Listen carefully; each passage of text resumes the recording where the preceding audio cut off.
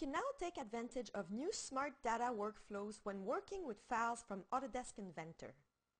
Significant enhancements have been made in importing Inventor data into Autodesk 3ds Max Design 2011.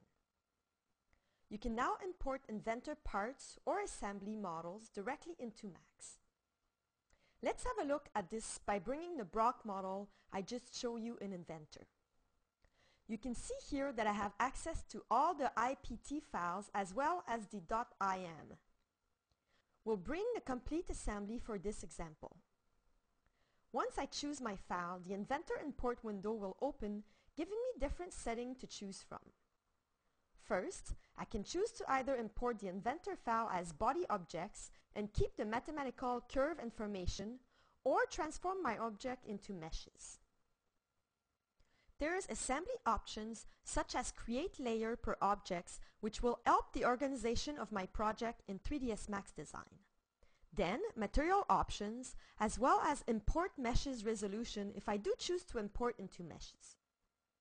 I can also choose the vertical direction, which will help bring the model with proper orientation in 3ds Max Design.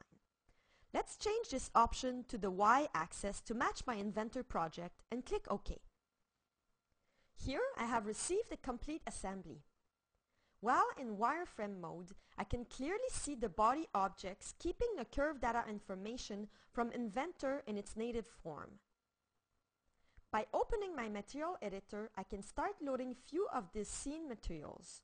You can see that the Inventor material are kept, in this case, using the Autodesk Common Material Library. If I look at my Layer Manager window, you will see that the layer have been named and organized according to the Inventor materials, helping for scene management. From here, it will be really easy for me to start my visualization process. Let's use that simple plane and position it under the block. I will apply an architecture and design material on it and choose a perspective view. Once I'm satisfied with the orientation and angle of my perspective view, I can easily create a camera from view, and it will preserve the angle I just chose. Showing the camera save frame will help me understand what part of my viewport will be rendered. I will then create a daylight system to bring in some lighting and turn on viewport hardware shading to help me understand how the daylight system is affecting my scene. I can also display the background and really have a good feedback on my lighting. Once I'm satisfied with the viewport results, I can hit render and the results should be very similar. With the significant enhancement made to Inventor import, you don't lose time reapplying material and adjusting your model.